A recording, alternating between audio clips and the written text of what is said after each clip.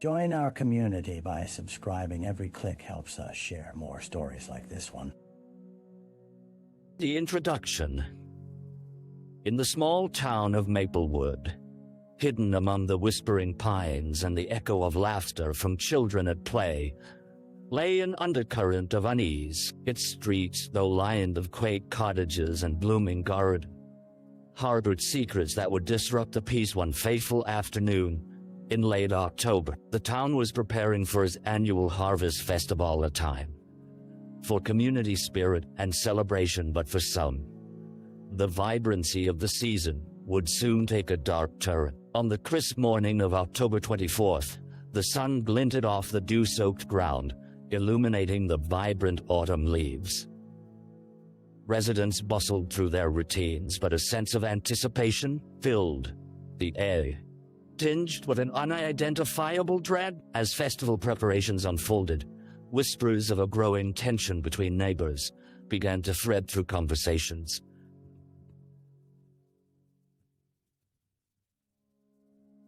At precisely 2 p.m., a piercing cry shattered the afternoon calm. It came from the Tremont household, nestled at the far edge of Maplewood, where amber grass turned to burnt umber. A neighbor, drawn by instinct rather than logic, rushed to the scene. There on the ground lay the figure of Melanie Tremont, her auburn hair splayed across the lawn, contrasting sharply with the earth beneath her. An emergency call was made, but as the sirens neared, time seemed to stretch. The small community that had once felt invulnerable was now vulnerable, teetering on the brink of fear. The local police, seasoned yet apprehensive, arrived to find a scene that would shake their quiet existence. The harvest festival would go on, but for Maplewood, its meaning had forever altered. The harvest might have been bountiful, but shadows now planted seeds of doubt in the hearts of those left behind.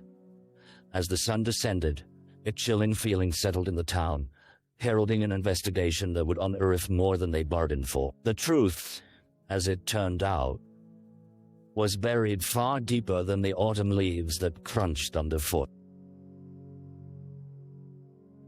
The victim? Melanie Tremont is more than just a name in Maplewood. She was the embodiment of warmth and community spirit.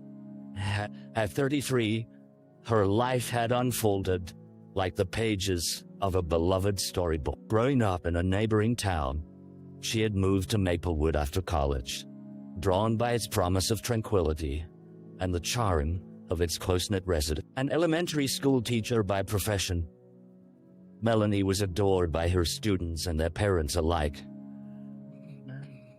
She radiated kindness, often organizing weekend pancake breakfasts and community art projects that encouraged creativity among children. However, beneath her sunlit exterior lay shadows that few could see.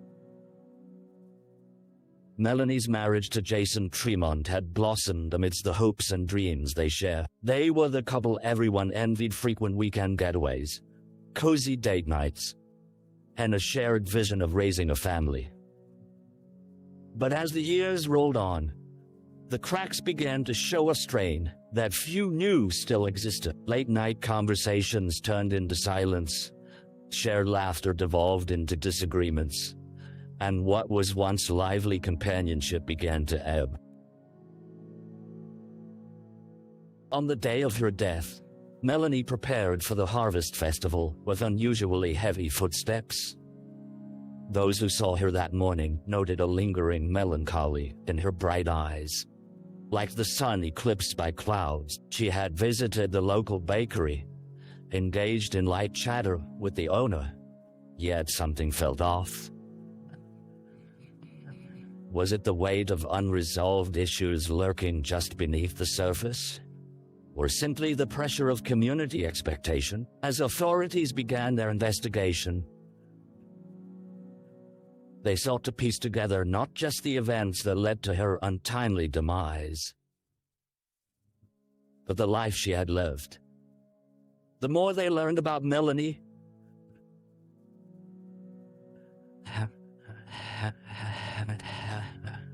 The more complex the portrait became. Friends shared stories of late-night phone calls, when tears flowed freely over things left unsaid, growing discontent wrapped in invisible layers. The questions spiraled: who would want to silence such a vibrant spirit?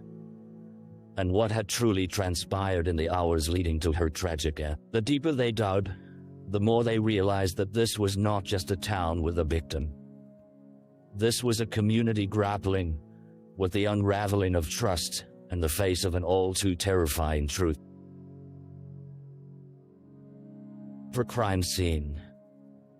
The sun was beginning its descent, casting long shadows across the Tremont lawn as the police cordoned off the area. Moments after the emergency call had been placed, Officer Sarah Thompson arrived on the scene, her heart racing with a mix of dread and determination. The sight before her was one that would be etched in her memory forever, a Melanie's still figure, positioned awkwardly against the vibrant backdrop of golden leaves. The air felt thick, heavy with an unsettling silence that enveloped the gathered crowd, which was now being kept at bay by a line of yellow tape. Officer Thompson knelt beside Melanie, offering a silent prayer as she took in the particulars of the scene.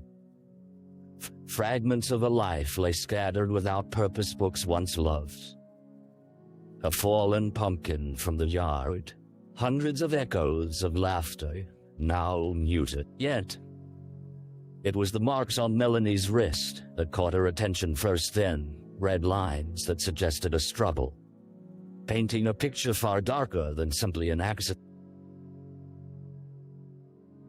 Forensics soon arrived, methodically combing through the yard, documenting every inch of the chaotic scene. The trees, tall and aloof, seemed to stand watch, but could they bear witness? Nearby, a broken bird feeder caught the eye of a technician. It appeared to have been knocked to the ground, its contents scattered. Subtle clues lay hidden in plain sight, each item speaking silently of the chaos that had transpired. As the team worked, Officer Thompson began to interview witnesses.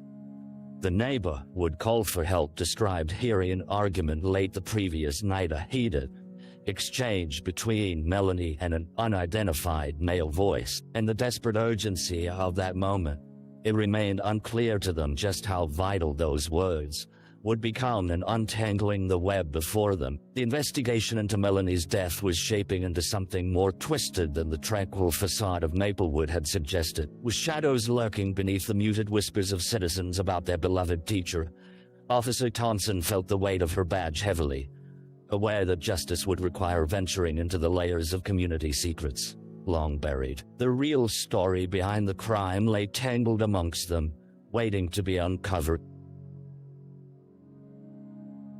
The early investigation.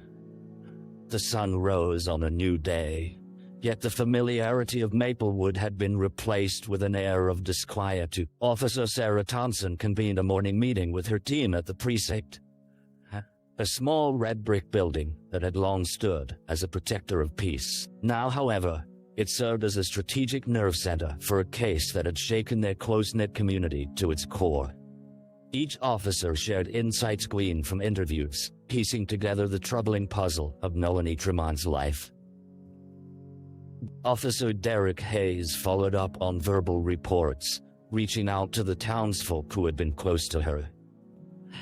The community buzzed with speculation, a palpable tension weaving through whispered conversations, but amidst the noise lay truths that had yet to emerge. Her focus soon shifted to Jason Tremont, Melanie's husband. Eyewitness accounts revealed that he had been seen arguing with Melanie just days before her death. Sarah Thompson didn't perceive Jason as a villain, but understood his distress. There was an air of inconsistency in the stories being told about him. A mix of sympathy and suspicion prevailed throughout Maplewood. To understand the breadth of their relationship, they would need to delve deeper into their intertwined lives. By midday, they had secured a search warrant for the Tremont residence. The interior was deceptively calm. The kitchen table still bore crumbs of half-eaten pastries. Family photographs lined the walls, laughter frozen in time. Each moment captured a different facet of the couple's life-fleeting happiness. Hidden anguish. Officer Thompson meticulously sifted through personal effects, hoping to glean insights that would unlock the truth. In Melanie's desk, a journal rested. The field was filled with a mosaic of her thoughts, poignant dreams, and silent battles. The ink revealed fragments of discontent and despair mixed with hope. As Officer Thompson read deeper, she noted the entries grew darker, revealing the silent discontent Melanie had grappled with, the toll of unfulfilled expectations and a yearning for something unattainable. Armed with fresh information and hints of possibly darker undercurrents, the detectives prepared to reach out to Jason for his perspective in an interview that was not just about piecing together a timeline, but unearthing the emotional landscape of a marriage that had concealed more than it presented. The investigation had only scratched the surface, and its path forward was still obscured. The contours of truth fading into shadows, yet waiting to be illuminated. The dead ends. Days turned into a week, yet the truth behind Melanie Tremont's death remained as elusive as the autumn mist that settled over Maplewood each dawn. Officer Sarah Thompson found herself grappling with mounting frustration as leads turned cold and early assumptions began to dissolve in the face of scrutiny.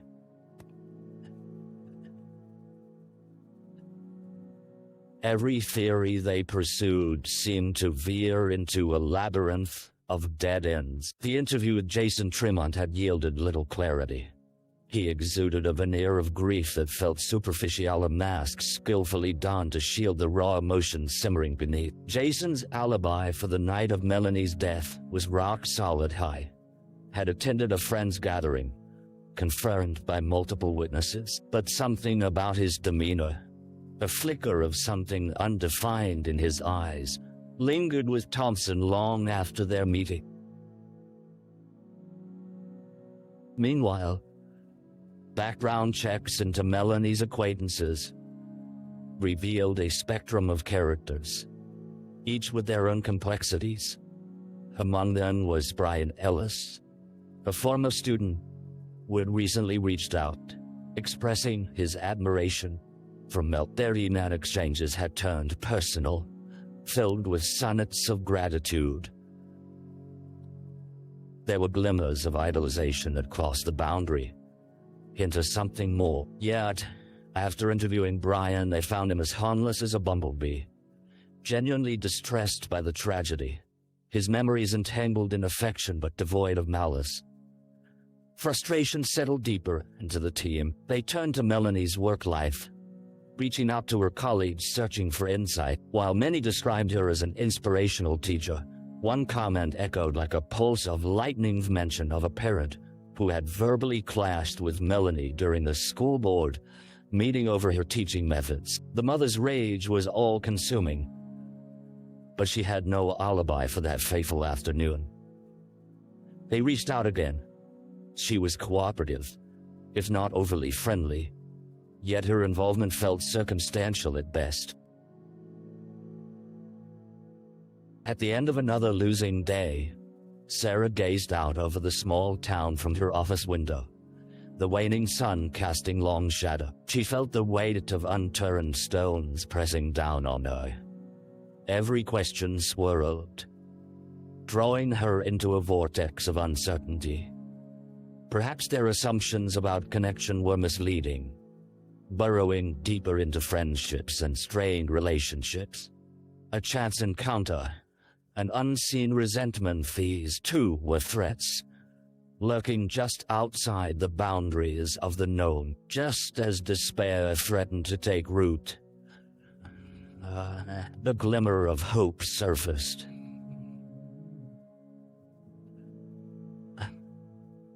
an unknown witness, who claimed to have seen an unusual vehicle near the Tremont home. If it could lead them to answers, it might yet crack the facade of normalcy that had descended so swiftly across Maplewood. But for now, the investigation remained an exercise in patience and perseverance, each step forward guided by instincts and intuition that somehow wound through the shadows. A break in the case. As the weeks rolled on, the sense of urgency within the precinct grew palpable. Officer Sarah Thompson paced her office while her team pored over reports late into the evening, the remnants of takeout strewn across the tables fuel for their relentless pursuit of justice. It was a Wednesday afternoon when the tide of the investigation finally began to shift.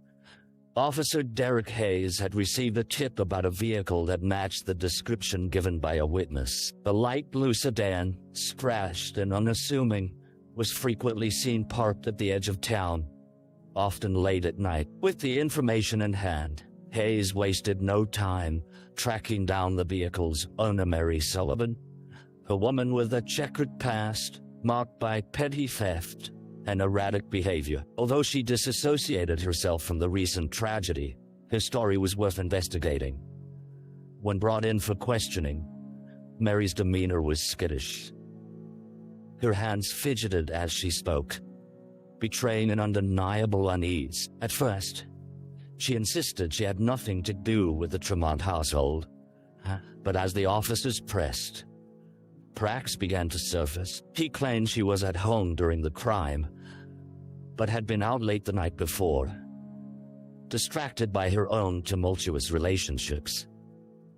Yet it was the shaky details of her whereabouts that caught Thompson's attention, revealing a disjointed timeline. Wishing further, Officer Thompson discovered that Mary had been seen near the Tremont home on the day of Melanie's murder. Panic washed over her as Mary filled in the gaps. She recounted hearing raised voices from the yard and faint silhouettes of a heated exchange between Melanie and a man she didn't recognize. The name began to emerge with alarming clarity. It was the name of a former acquaintance, Derek Mason, known for his short temper and turbulent romantic history. New energy surged through the precinct as they sketched the connections. Derek Mason had long been estranged from Maplewood, but the investigation had revealed he was back in town. It was almost a certainty that he could be entwined in the tapestry of Melanie's last moment. The threads began to knit together, unraveling the threads of connections, emotions, and enmity swirling around the case. With the discovery that Mason had resided only a few blocks from the Tremont home, the police apprehended him for question. As the detectives prepared for another interrogation, they sensed the gravity of the situation shifting, the murky waters ahead transforming into a clearer picture of potential motives and escalating emotions. The specter of the truth now loomed larger, and the dark days of uncertainty had begun to recede. A suspect. Derek Mason sat rigidly in the interrogation room, his brow furrowed, betraying a mix of arrogance and unease. The stark fluorescent lights cast harsh shadows across his face, illuminating the tension coiled tightly in his posture. Officer Sarah Thompson and her partner, Derek Hayes, entered, each carrying the weight of a narrative that belonged to no one, yet felt profoundly personal. We have some questions regarding your whereabouts on the day Melanie Tremont was found dead. She watched him closely, gauging his reaction. Mason scoffed, the nervous chuckle escaping his lips. I don't see how this involves me. I barely knew Mel. We had some classes together years ago, that's all. His aloof demeanor hinted at a careful facade, but his eyes betrayed flickers of concern as Hayes pressed a dossier filled with evidence onto the tape. "We have reason to believe you were in town the night before she was found," Hayes stated bluntly, cutting through the banter. "Witnesses have placed you near her home." For a moment, the room felt suffocatingly still. Mason shifted in his chair, his bravado faltering as uncertainty enveloped him. "I didn't do anything. I may have seen her that night, but it was all harmless." "Harmless?" Thompson leaned closer, locking her gaze onto his. "You were at odds with her husband, Jason, weren't you? We know you had quite the history." Mason's eyes widened. This was a narrative he had expected to sweep under the rug, one he never intended to revisit. "That was years ago. Jason and I had a disagreement over something stupid. It wasn't a big deal, I swear, yet here we are, and you seem very concerned about that history resurfacing," Thompson pressed, peeling layers she sensed were deeply buried. "What about those messages between you and Melanie?" Flirting turns quickly into jealousy, doesn't it? The atmosphere thickened with a tangible apprehension as Mason's composure began to fray. "That was just a phase," he insisted, but failed to meet their eyes. "She reached out once in a blue moon, but I thought she was just being friend." It was clear to Thompson and Hayes that Mason was grappling with the overwhelmed emotions of his past connections to Melanie. As the interrogation continued, the pieces fell into a more alarming pattern: love, resentment, anger, all potent motives swirling around a web of instability that threatened to unravel beneath him.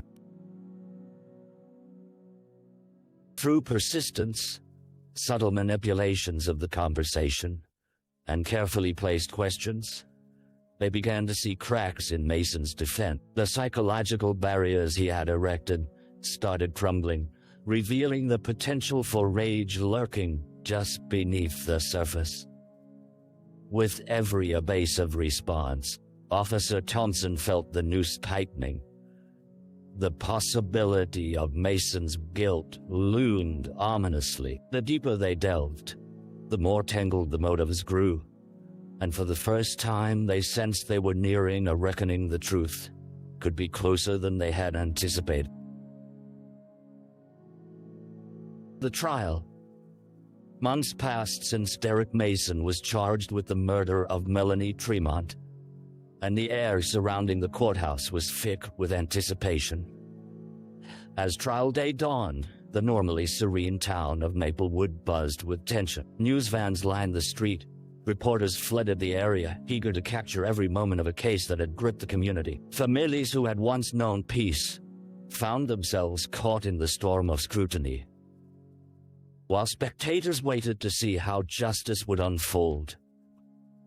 Inside the courtroom, the atmosphere hummed with an electrifying uncertainty. The jury, composed of the diverse townsfolk, took their seats, notebooks at the ready, but with expressions that revealed little of their thoughts.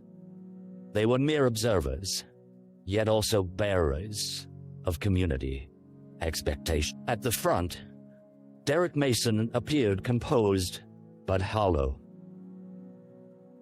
his once confident demeanor overshadowed by the gravity of the proceedings. Prosecutor Emily Rivera addressed the jury with a calm yet powerful presence. "You will hear evidence that will show the defendant had both motive and opportunity.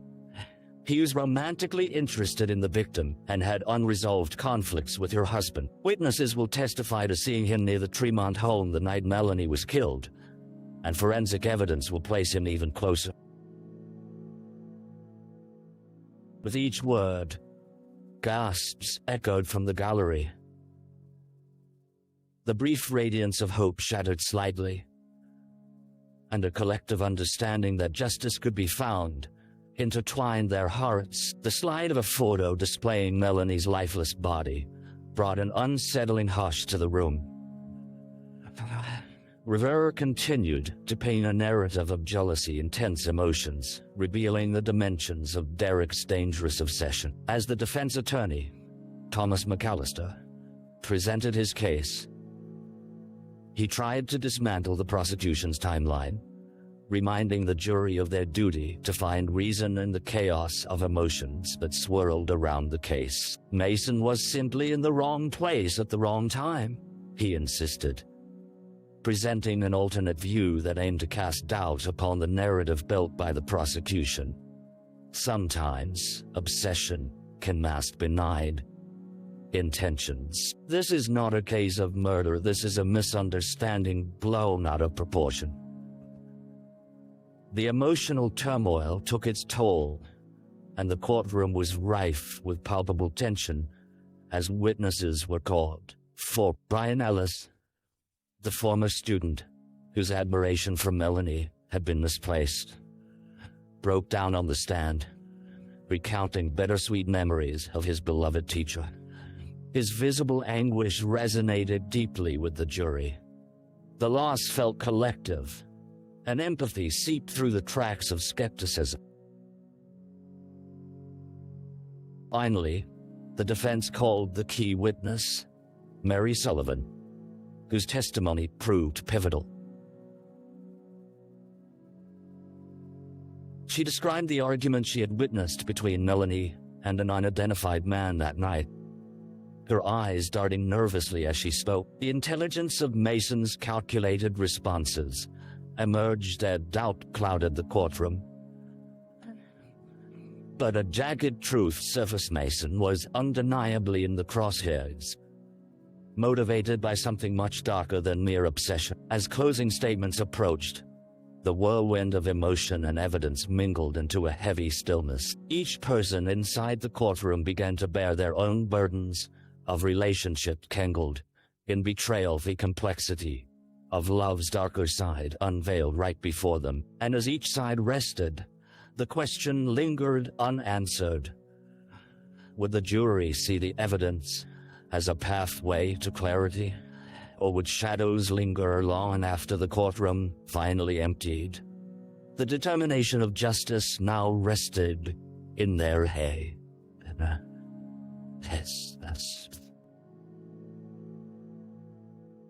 The aftermath. The verdict emerged after what felt like an eternitized jury had deliberated for 4 excruciating days, wrestling with the complexities of human emotion and the weight of life and death. When the words guilty rang hollow throughout the courtroom, a collective exhale echoed as if the town of Maplewood itself breathed in unison. Families exchanged looks of relief and sorrow, while Derek Mason sat frozen, the gravity of the decision enveloping him like a heavy cloak of despair. Outside the courthouse, the community buzzed with a mix of emotions, closure for some, uncertainty for others. Melanie's friends gathered together, holding hands tightly, their faces etched with reminiscence and grief. The victory felt laden with the understanding that justice could never truly bring back the light that had been extinguished. They mourned not just for Melanie, but for the beauty of innocence that had withered in their small town. Officer Sarah Thompson remained vigilant in the wake of the trial, her heart heavy with memories of the case. She found herself frequently revisiting the moments, the fleeting glances during interrogations, the cold, distant expressions during testimony, and the moments of vulnerability that had pierced the darkness. The case had become more than just a job. It had entwined itself into her very being. In the weeks following the verdict, Maplewood began the painful journey of healing. An awareness had begun to blossom amid the grief. Need for connection and understanding grew louder. The community responded with compassion, establishing a foundation in Melanie's name, dedicated to supporting mental health awareness and ensuring that no one faced their struggles alone. But for Jason Tremont, the aftermath bore a heavier burden. The echoes of his accusations and the shadows of guilt loomed large, haunting him with visions of what might have been had he acted differently? With grief as his constant companion, he navigated a labyrinth of emotions: anger at the loss, guilt sprinkled with regret for not having reached out to Melanie beyond their silent walls. And yet, as seasons changed and leaves turned the rich colors of autumn, the community began to shift. Streets lined with pumpkins and festive decorations heralded the return of the harvest festival, not simply as a ritual of normalcy, but as a canvas for memories. Each gathering honored Melanie's spirit, restoring a semblance of joy to the town that had found itself fragile. As Thompson stood at the festival's entrance, she watched families play, children's laughter piercing through the undercurrents of shadow. She knew the road to healing was long. Every corner turned would remind them of love lost and hearts broke. Yet amidst the shadows lay a promise. They could build again together. Though the memories of grief remained potent, a flicker of hope promised the possibility of renewal and connection in a town that had weathered the storm together. The fabric of Maplewood had been tested, frayed but not torn, binding them to one another with an understanding that sometimes, even in the depth of anguish, community strength could become a beacon of light. Reflection.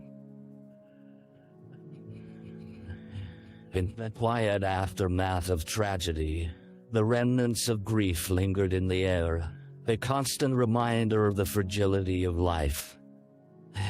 Months had passed since the trial, each day a mixture of healing and remembrance for the residents of Maple. On this chill November evening, Officer Sarah Thompson found herself sitting on the porch of her modest home, gazing at the brilliant hues of sunset that danced across the sky, a fleeting beauty, echoing the complexity of the lives woven into the fabric of her community. The memories of Melanie Tremont haunted her thoughts. The joy in her laughter, the warmth in her smile,